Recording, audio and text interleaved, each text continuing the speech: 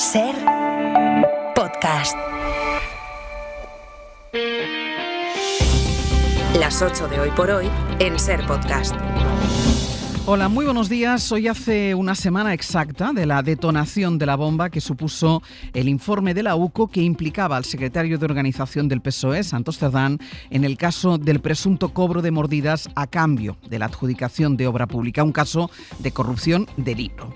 Bueno, de hecho, hasta ahora, del jueves pasado, el presidente del gobierno todavía estaba convencido de la inocencia de su número 3, o al menos así se lo trasladó a otros miembros del partido y del Ejecutivo que mostraron su preocupación por la información que había adelantado la noche antes la cadena SER, y así lo hizo porque Cerdán mantenía, como sigue manteniendo, que todo es falso.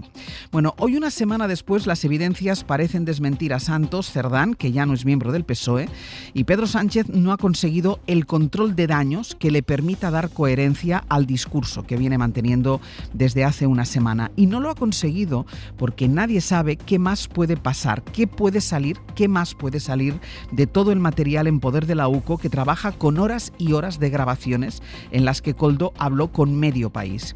Así que el PSOE sigue conteniendo la respiración al tiempo que aumenta la incomodidad de sus socios.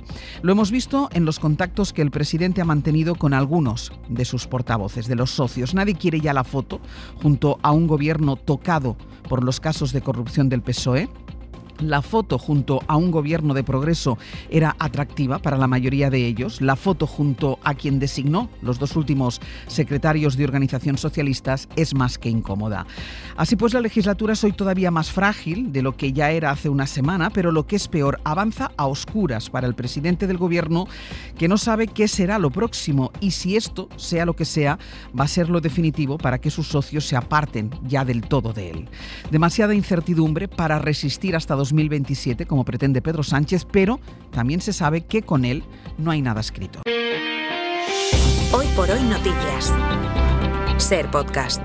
Y por si faltaba algún elemento, en las últimas horas se ha añadido otro, la imprevisible trama que ha estallado desde el corazón del PSOE, la que ayer les contamos que está lejos de terminar y que puede llevar las complicaciones más allá de los límites de este partido, lo que se llama caso Koldo o Ábalos o Cerdán, se expande. Siembra nuevas dudas y se cobra una víctima política en el Partido Socialista de Navarra, porque ha dimitido el número 2 del Partido Socialista en esa comunidad. Ramón Alzorriz, figura de peso, persona de confianza de María Chivite, presidenta navarra, que le pidió que se marchara al saber que le ocultó durante una semana que su novia trabajaba en la empresa de la que ahora sabemos Santos Cerdán posee un 45% y que sirvió, según la investigación, para canalizar mordidas y asumir obras públicas. Sergio Soto, buenos días. ¿Qué tal, Ángeles? Buenos días. Fue lo último de un miércoles en el que las horas incrementaban la presión sobre el gobierno, que pareció llegar boqueando a la rueda de prensa en la que supimos de la marcha del número 2 del Partido Socialista en Navarra. Quizá lo que mejor ilustre la situación sea este momento. Jure y perjure que no estamos frente a la Gürtel del PSOE, que no veremos nunca en un papel P. Sánchez. Y si usted tiene a bien ese informe de la UCO, verá que no hay ningún apunte, ningún indicio que mire al Partido Socialista en cuanto a la financiación irregular. No lo hay, señorías. Cuando Gabriel Rufián de Esquerra enfadó a Sánchez, del que es socio, por poner en duda una limpieza que el presidente considera incuestionable. Luego se vieron los dos en su encuentro de la ronda de contactos. De él, Rufián sacó este diagnóstico. Hemos visto a un presidente tocado, a una persona tocada. Humildemente hago un llamamiento a las fuerzas de izquierda de este país a que avancemos, que nos pongamos de acuerdo en 3-4 cosas. Sobre todo para mí la vivienda es clave.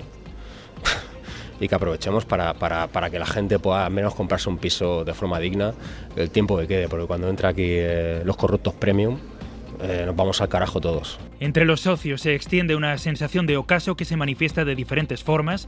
3 de los 5 miembros de Sumar en el gobierno, entre ellos la vicepresidenta Yolanda Díaz, no acudieron ayer a la sesión de control. Hoy por Hoy Noticias.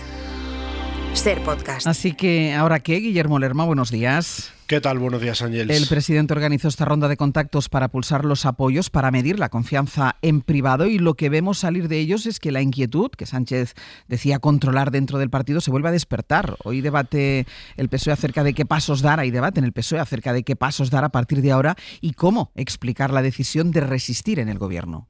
Sí, en las filas socialistas advierten de que solo con la estrategia del y tú más no se puede responder a la ofensiva de la derecha y a las demandas de los socios parlamentarios y de coalición. La Moncloa había preparado la agenda de esta semana para proyectar una imagen de cierta normalidad tras el estallido del escándalo de Santos Cerdán, pero el presidente salió ayer del Congreso transmitiendo una imagen de bloqueo y la ronda con los grupos de la investidura se cierra sin que estos garanticen su apoyo. Todos están a expensas de lo que pueda salir de la investigación judicial y eso aviva en el PSOE y en el resto de aliados el debate sobre si el jefe del Ejecutivo será capaz de resistir. En el equipo de Pedro Sánchez se aferran a la idea de que nadie en el bloque de investidura quiere un adelanto, aseguran que en privado el apoyo de los socios es mayor del que trasladan en público y hay voces en el PSOE que creen también que faltan ideas para salir de esta situación. La Moncloa asegura que se prepara una batería de medidas en materia de regeneración para calmar la inquietud de los socios de coalición. Guille, gracias. Hasta luego. Hoy, por cierto, el presidente del Gobierno ha vaciado su agenda. Tenía previsto acudir a la inauguración del Congreso de Comisiones Obreras, pero ha desaparecido toda su actividad para hoy de la web de Moncloa. Otra pregunta vista la fotografía es si hay un camino posible para reconducir la situación. Josué Coello, buenos días. ¿Qué tal, Ángeles? Buenos días. Porque, como decíamos, se van haciendo más evidentes los gestos de incomodidad de los socios, aunque hasta ahora el temor que despierta la derecha ultra, les ha mantenido unidos. ¿Qué le piden los socios a Sánchez para que esto pueda seguir siendo así? Sí, los socios empiezan a percibir que el caso Cerdán puede estar dinamitando esta legislatura y tras verse con Sánchez, unos por necesidad y otros por interés empiezan a pasar factura al gobierno. Lo resumía a la perfección Rufián, que es el socio más activo de los últimos días, el que percibe que el PSOE no reacciona ante las informaciones y le pide al gobierno que quede lo que quede de legislatura, saquen la agenda social, lo escuchábamos antes, sobre todo en vivienda, pero también decía que hay que legislar contra los aforamientos o contra las empresas que facilitan la corrupción. Vaya contra las corrupteras, contra las constructoras. En definitiva, inhabilitaciones de por vida para quien corrompa, multas millonarias para quien corrompa. Y 3, que nunca más esta gente se siente en un escaño. Eliminemos ya los aforamientos. La vivienda también es una prioridad en este momento, para sumar que distanciados del PSOE exigen en la coalición poner encima de la mesa una agenda social tras denunciar que los socialistas llevan meses bloqueándola. Y luego están los nacionalistas. PNV y Junts repiten un mensaje que es el de que no van a mercadear con esa situación, pero a la vez exigen que pase lo que pase con el gobierno. Ángeles, hay unos compromisos en materia de transferencias que el Ejecutivo tiene que cumplir. Josu, gracias. A vosotros. Si algo condiciona todo entendimiento, si mantiene en vilo cada paso de unos y de otros, es, les decía, el temor a qué más puede salir. Ayer conocimos que Santos Cerdán controla el 45% de Servinavar, la empresa que se presentaba junto con Acciona Adjudicaciones Públicas. Siendo diputado, Cerdán presentaba a su empresa a adjudicaciones públicas y se las daban. Le dieron hasta 6 contratos, uno de ellos ya con gobierno socialista, de más de 60 millones de euros. En esa empresa trabajaba la novia del número 2 del Partido Socialista de Navarra, Ramón Alzorriz. Hace una semana la Guardia Civil entró en la compañía a hacer un registro y entonces Alzorriz no dijo nada a la presidenta de Navarra. Lo hizo ayer y Chivite forzó su marcha porque las sospechas se extienden ahora a Navarra y su gobierno. Radio Pamplona, Sonia Lambertó. Y es que el gobierno de Navarra adjudicó en los últimos 10 años 6 obras a Servinavar, ejecutivo sobre el que hasta ahora no han aparecido indicios de ilegalidades y que ha abierto auditorías en torno a las adjudicaciones asignadas a Acciona y Servinavar. También anunciaba ayer la presidenta Chivite que se personarán como acusación en el caso Koldo, presidenta que en una semana se ha visto traicionada, así lo expresó, por su referencia en Madrid, Cerdán, y por su mano derecha en el partido en Navarra, Ramón Alzorriz. Y secretaria general me ha pedido que dé esta rueda de prensa y lo cuente yo mismo antes de que salga a la luz por otros medios. Contar que su pareja trabajó durante 3 años en la empresa Servinavar, algo de lo que se enteró ayer también, según dice la presidenta de Navarra, que ha perdido la confianza en su número 2, lo que le ha llevado a presentar su dimisión. Entre los audios de Koldo, que ayer contamos, hay también conversaciones, al menos una, con gente del PNV. Uno de los contratos de esta empresa de Cerdán lo recibió de una consejería que llevaba la marca del PNV en Navarra, de Gueroa Bay.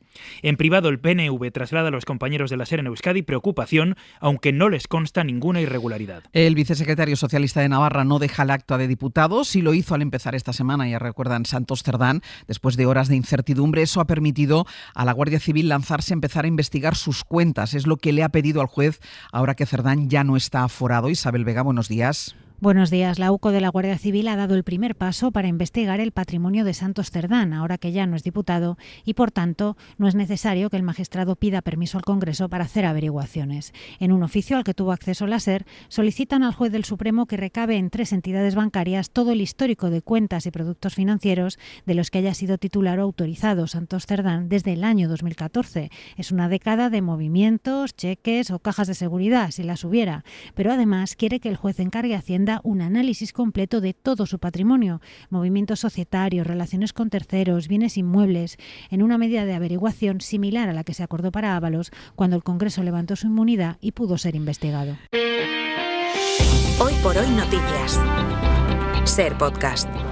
Había bastantes preguntas en torno al PP a la luz de su congreso, que va a ser el mes de julio. Había preguntas sobre cómo se iba a posicionar el partido en cuestiones ideológicas clave y si hacerlo le iba a suponer incomodidades internas, qué piensa del aborto o de pactar con Vox, pero los populares han resuelto una ponencia para decir lo menos posible. Había preguntas también, y esto hizo notar las diferencias entre Feijóo y Díaz Ayuso, sobre el modelo para elegir a los líderes del partido. Ayuso, de hecho, se fue a airearlas a ABC. Y al final Feijóo ha optado por la solución híbrida, un poco de lo que Ayuso exigía, que era dar el protagonismo a los militantes, y otro de lo que quiere él, que es que los compromisarios acaben siendo los que decidan. David Junquera. Se acabó lo de que las bases voten directamente al candidato. El PP vuelve al sistema de compromisarios, que es justo lo que quería Feijóo, pero lo hace dándole a los militantes un consuelo. Van a ser ellos los que elijan a esos delegados, que luego serán los que designen al presidente. Lo ha explicado una de las ponentes, María Guardiola. En una lista única, los compromisarios adherirán a una candidatura de un presidente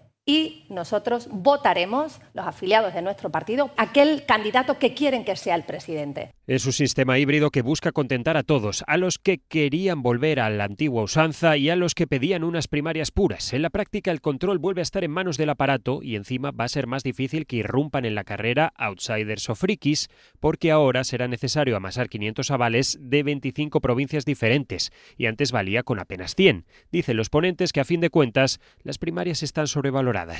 Las primarias hemos visto que han terminado siendo apenas ese maquillaje en partidos que no tienen democracia interna para legitimar dedazos flagrantes. Está por ver si los defensores del un militante un voto, Ayuso, Alejandro Fernández entre ellos, se dan por satisfechos o presentan enmiendas a un sistema que cuenta con el visto bueno de la dirección.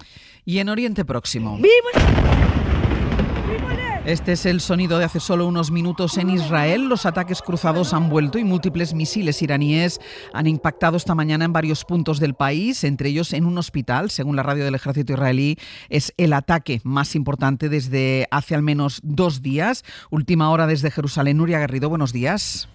¿Qué tal? Buenos días. Sí, a primera hora de esta mañana Irán ha vuelto a atacar a Israel con más intensidad, lanzando más de una veintena de misiles balísticos. Uno de ellos, como explicábamos, ha impactado en uno de los principales hospitales de Israel, el centro de Soroka, que está en Beerseba, en el sur del país. Dentro del hospital se han vivido escenas de caos y pánico y el ataque ha dejado parte del centro destrozado. Hay decenas de heridos y de momento no se han registrado víctimas mortales. El Ministerio de Sanidad israelí ya se ha pronunciado, ha tildado el ataque de crimen de guerra e Irán, por su parte, asegura que su objetivo era el cuartel general de comando e inteligencia del ejército adyacente a este centro. En cualquier caso, este bombardeo pone de nuevo en alerta a la población, incluso aquí en Jerusalén, donde en los últimos días los vecinos habían dejado de ir a los refugios porque no estaban sonando aquí las alarmas, pero hoy sí, los misiles también han llegado aquí y desde el cielo, desde aquí se veían desde el cielo cómo interceptaban estos misiles. En todo caso, son ya 7 días de fuego cruzado entre Irán e Israel y todo apunta en que en las próximas horas estos bombardeos van a seguir. Nuria, gracias. Gracias, un abrazo. La pregunta sigue siendo ¿qué piensa hacer Donald Trump? Que coquetea con la idea de atacar, se jacta de que nadie sepa qué va a hacer y a la vez asegura que solo persiguen la victoria total sobre Irán y no un pacto. Medios estadounidenses recogen a esta hora que Estados Unidos planea atacar Irán y que piensa hacerlo este fin de semana. Es clave la posición estadounidense en el conflicto entre dos grandes potencias de la región porque puede favorecer una escalada todavía mayor. Por eso nos hemos preguntado si una entrada de Estados Unidos en la guerra y sobre todo si derrocar al régimen iraní será tan fácil como dice Trump y qué efectos puede tener en ese lugar del mundo. Pablo Morán, buenos días. Buenos días. Ya ocurrió con Hamas o Hezbollah. Eliminar a sus líderes no acabó con la resistencia frente a Israel. Pero lo que no quiere hacer es que Jamenei muera como un mártir. Daniel Basande es analista especializado en Irán y Oriente Medio y encuentra esta analogía en la historia más reciente. Los planes de cambio de régimen que tiene ahora mismo Israel y Estados Unidos son muy peligrosos porque el precedente lo tenemos en Irak. De momento no aprecia divisiones internas en el régimen ni un clamor popular en su contra, sino más bien miedo a los ataques israelíes. Hay otras potencias interesadas en la caída de Irán. Arabia Saudí tampoco le interesa un Irán fuerte, los países del Golfo tampoco. Las mismas por las que se paseó Trump recientemente, en la misma región en la que Putin tiene a Irán como aliado, al menos hasta ahora. Dar rienda suelta a Donald Trump en Oriente a cambio de que Rusia se garantice mayor poder en lo que es la guerra de Ucrania y avanzar posiciones. Por todo esto será clave la decisión que tome Trump sobre el papel de Estados Unidos en esta guerra.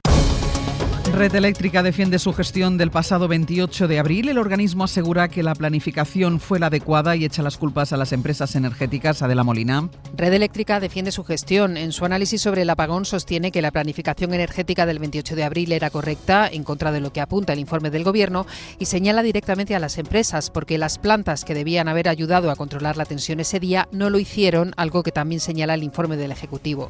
La directora de Operaciones, Concha Sánchez, ha analizado qué hubiera ocurrido si hubieran cumplido realmente con esa obligación, con esta rotunda conclusión. No hubiéramos tenido apagón. La empresa, que tiene como su principal accionista el Gobierno, niega por tanto cualquier responsabilidad y no cree que deba asumir indemnizaciones. Su presidenta, Beatriz Corredor, ha descartado de nuevo dimitir y se ha hecho esta pregunta. En el caso de que se determinara por las autoridades competentes que hay una responsabilidad en el nivel que sea por parte de esta casa y que la hay en el nivel que sea por parte de otras casas, me pregunto si van a hacer la misma pregunta al resto de presidentes del resto de compañía. Corredor se ha quejado además de que las empresas no han remitido todos los datos y de que algunos eran de poca calidad. También ha destacado que han exigido confidencialidad, lo que impide dar los nombres de las plantas o las localizaciones exactas. Y en 10 minutos el abierto. Hoy con Gonzalo Velasco, Ignacio Escolar y Elisa de la Nuez. Para no perderte ningún episodio, síguenos en la aplicación o la web de la SER, Podium Podcast o tu plataforma de audio favorita.